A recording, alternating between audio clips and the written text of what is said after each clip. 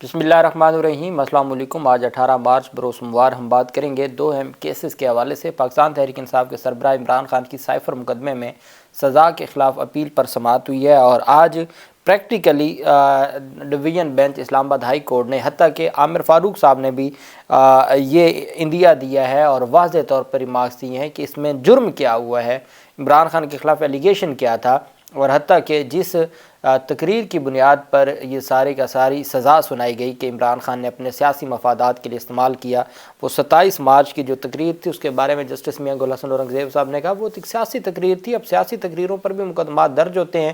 اس پر سلمان صفدر نے کہا کہ جناب ایک سیاسی تقریر کی بنیاد پر پورے کا پورا کیس بنایا گیا ہے۔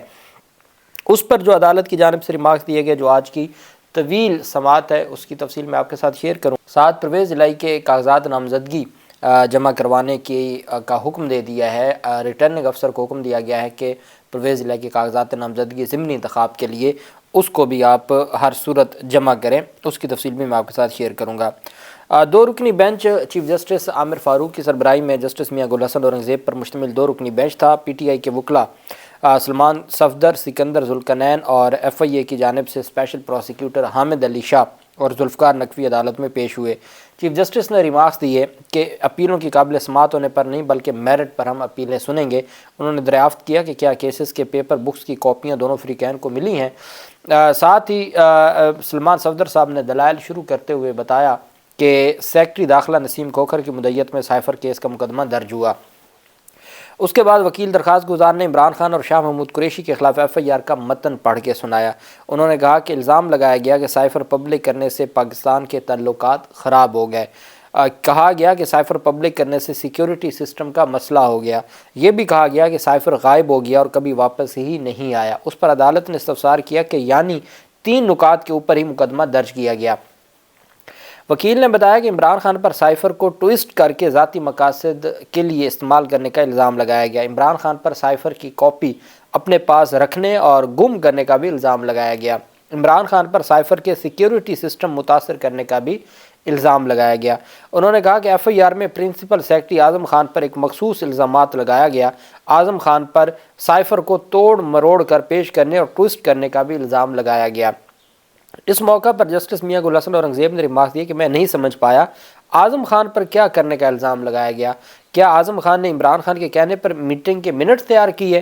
چیف جسٹس عامر فاروق نے دریافت کیا کہ کوئی دستاویز پیش کیا گیا کہ اعظم خان نے عمران خان کی ہدایات پر عمل کیا؟ وکیل سلمان صفدر نے جواب دیا کہ نہیں، ایسا کوئی دستاویزات پیش نہیں کی گئی اور نہ ہی کوئی دستاویز لکھی گئی۔ اس پر جسٹس میاں گل حسن اورنگزیب کا کہنا تھا کہ اس لیے لکھا گیا ہے کہ اعظم خان کا کردار بعد میں دیکھا جائے گا۔ وکیل سلمان صفدر نے اپنی بات جاری رکھتے ہوئے کہا کہ اعظم خان اغوا اور مقدمہ درج ہونے کے اگلے روز منظر عام پر آ گئے۔ اعظم خان نے اپنا بیان قلم بند کرانے کے لیے درخواست جمع کروائی۔ اسی دن اعظم خان کا تفتیشی افسر اور مجسٹریٹ کے سامنے بیانات قلم بند بھی ہو گئے۔ وکیل نے بتایا کہ پہلی بار 23 اکتوبر کو چارج فریم ہوا، دوسری دفعہ 13 دسمبر کو چارج فریم ہوا، تیسری دفعہ چارج برقرار رکھا مگر کچھ گواہوں کے بیانات ریکارڈ کرنے کی کارروائی کو کالعدم قرار دیا۔ 12 جنوری سے 30 جنوری تک ٹرائل کورٹ نے ٹرائل مکمل کیا۔ 18 دنوں میں تمام کا تمام ٹرائل مکمل کیا۔ ان 18 دنوں میں جج صاحب کو ہمارا کنڈکٹ ٹھیک نہیں لگا۔ سائفر کیس میں 12 جنوری کو تیسرا راؤنڈ شروع ہوا اور 30 جنوری کو عدالت نے فیصلہ سنا دیا۔ ان کا کہنا تھا کہ راؤنڈ 2 میں دوبارہ فرد جرم عائد ہوئی۔ عمران خان اور شاہ محمود قریشی پر 2 دفعہ فرد جرم عائد کی گئی۔ پہلی فرد جرم پر چلایا جانے والا ٹرائل ہائی کورٹ نے کالعدم قرار دیا۔ ٹرائل کالعدم ہو جانے پر عدالت نے دوبارہ نئے سرے سے فرد جرم عائد کی۔ بعد ازاں شاہ محمود قریشی کی تقریر کا متن پڑھ کر سنایا۔ انہوں نے کہا کہ شاہ محمود قریشی پر صرف معاونت نہیں بلکہ سازش اور اشتعال انگیزی کا الزام بھی لگایا گیا ہے۔ شاہ محمود قریشی کو صرف 4 لائنوں پر 10 سال قید کی سزا سنائی گئی ہے۔ 4 لائنوں کی جو ان کی 27 مارچ 2022 کی تقریر تھی جلسے میں۔ بعد ازاں سلمان صفدر نے شاہ محمود قریشی کی 27 مارچ جلسے کی تقریر عدالت کے سامنے پڑھی۔ اس موقع پر جسٹس میاں گل حسن اورنگزیب صاحب نے ریمارک دیا مجھے تو اس کا سر پیر ہی سمجھ نہیں آیا۔ وکیل سلمان صفدر نے کہا کہ جناب اسی جس کا کوئی سر پیر نہیں ہے، اسی بنیاد پر اور اسی بنا پر شاہ محمود قریشی کو 10 سال کی سزا سنائی گئی۔ سلمان صفدر نے پھر عمران خان کی تقریر عدالت میں پڑھ کے سنائی، جس پر جسٹس میاں گل حسن اورنگزیب صاحب نے کہا یہ تو سیاسی تقریر تھی۔ سلمان صفدر نے کہا جناب والا اسی سیاسی تقریر پر 10 سال سزا سنا دی گئی ہے، آپ اندازہ لگائیں۔ اس کے بعد بیرسٹر سلمان صفدر نے سائفر کیس میں عمران خان پر عائد چارج شیٹ پڑھ کر سنائی۔ انہوں نے بتایا کہ آفیشیل سیکریٹ ایکٹ کی خصوصی عدالت میں چارج فریم کیا گیا تھا۔ عمران خان اور شاہ محمود قریشی پر میٹنگ میں سازش تیار کرنے کا الزام لگایا گیا۔ جس جلسے میں تقاریر کی گئیں وہ جلسہ ہوا ہے 27 مارچ کو۔ جس میٹنگ میں سازش تیاری کا الزام ہے وہ 28 مارچ کو ہوئی ہے۔ یہ دلچسپ ہے کہ تقریریں پہلے ہو گئی اور سازش بعد میں تیار کی گئی۔ بہت اہم پوائنٹ پکڑا کہ سازش کا الزام ایک میٹنگ کا ہے جو 28 مارچ کو ہوئی، تقریر ہوتی ہے 27 مارچ کو۔ اس کا مطلب ہے کہ 27 مارچ جب عمران خان تقریر کر رہے تو اس وقت کوئی سازش تیار نہیں ہوئی تھی۔ سازش تیار ہو رہی ہے 28 مارچ کی میٹنگ میں، لیکن پھر انہوں نے 27 مارچ پہ بھی سزا دی ہے۔ انہوں نے کہا کہ عمران خان پر سائفر کو غیر قانونی طور پر پاس رکھنے کا الزام لگایا گیا۔ عدالت نے سزا سناتے ہوئے کہا کہ ایسا جان بوجھ کر کیا گیا اور اسے غفلت بھی قرار دیا۔ اس پر چیف جسٹس نے دریافت کیا کہ یہ دونوں الزامات ایک ساتھ کیسے ہو سکتے ہیں، یا تو جان بوجھ کر کیا ہوگا یا غفلت کی ہوگی۔ کیا جب کوئی دستاویز آتا ہے تو وہ پہلے سیکرٹری کے پاس آتا ہے؟ آپ نے عدالت کو بتانا ہے کہ پرائم منسٹر آفس کیسے کام کرتا ہے۔ کیا وزیر اعظم کے پرنسپل کو موصول ہونے والی چیز وزیر اعظم کو موصول ہونا تصور ہوگی؟ کیا میرے سیکرٹری کے پاس کوئی چیز آتی ہے تو وہ میرے پاس آنا تصور ہوگی؟ بدقسمتی سے 1947 میں گورا جو قانون بنا گیا اس نے یہ نہیں کہا تھا کہ اب آپ اس میں تبدیلی نہیں کر سکتے۔ چیف جسٹس کا کہنا تھا کہ ایک اور المیہ یہ بھی ہے کہ جس قانون کو ہم چھیڑتے ہیں وہ خراب کر دیتے ہیں۔ ہم گورے کا قانون کہہ کر تنقید تو کرتے ہیں مگر کبھی اس سے بہتر کرنے کی کوشش بھی نہیں کی۔ گورے نے یہ تو نہیں کہا تھا کہ اسے کبھی تبدیل نہیں کرنا۔ پارلیمنٹ موجود ہے، قانون سازی کر سکتی ہے، جس قانون میں ترمیم کرتے ہیں اسے بگاڑ دیتے ہیں۔ وکیل نے بتایا کہ آفیشیل سیکریٹ ایکٹ کے تحت یہاں آرمڈ فورسز ممنوعہ جگہ وغیرہ نہیں ہے۔ کوڈ ڈاکومنٹ یا اس کا متن کہیں کمیونیکیٹ نہیں ہوا۔ آرمڈ فورسز ممنوعہ جگہوں اور غیر ملکی طاقتوں کے اس پورے کیس میں لنک ہی مسنگ ہے۔ جسٹس میاں گل حسن ونزیک صاحب نے دریافت کیا کہ کیا قانون کے مطابق غیر ملکی طاقت کا بتانا ضروری ہے؟ اس سائفر میں کمیونیکیشن کیا ہے؟ واشنگٹن سے ایک شخص نے ایک چیز بھیجی، وہ کیا ہے؟ ایک شخص نے بتایا کہ تو ہوگا نہ کہ کیا چیز بھارت کے ہاتھ لگی تو سیکیورٹی سسٹم متاثر ہوگا۔ کیا سائفر ٹرائل کورٹ کے جج کو دکھایا گیا؟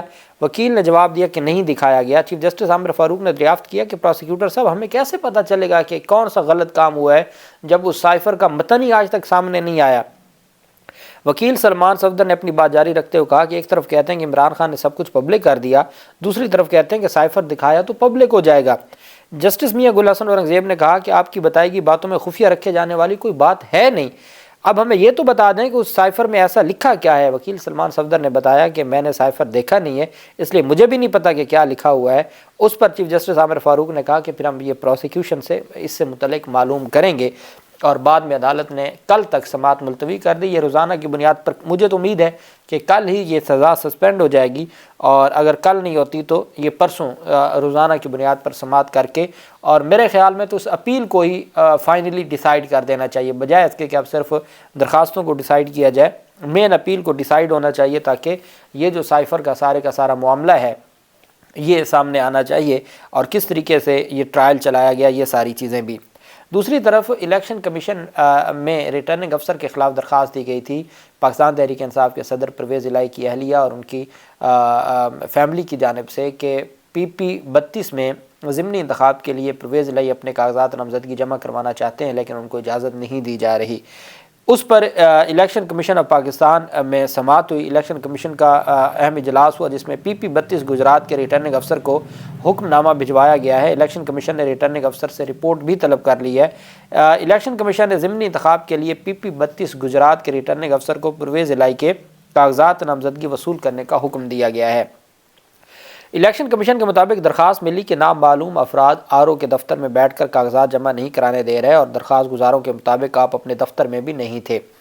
PP-32 گجرات میں جو درخواست تھی کیسرا الہی کی، اس میں موقف ہے کہ RO جو ریٹرننگ افسر ہے PP-32 آفس میں کاغذات نامزدگی جمع کرانے سے روکا جا رہا ہے، لہذا الیکشن کمیشن RO اور DPO گجرات کو رکاوٹیں ختم کرنے کا حکم دے۔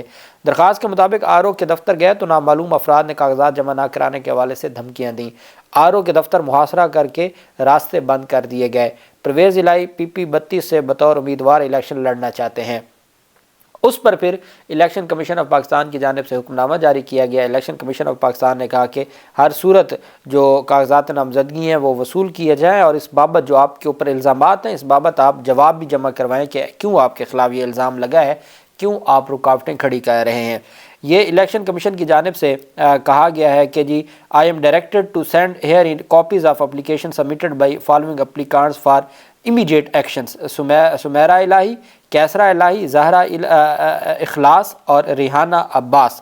یہ درخواست گزاروں کی درخواستوں پر الیکشن کمیشن نے کہا کہ ہم آپ کو حکم دیتے ہیں کہ آپ ان کے کاغذات نامزدگی وصول کریں اور ان کے راہ میں کوئی رکاوٹ کھڑی نہ کی جائے۔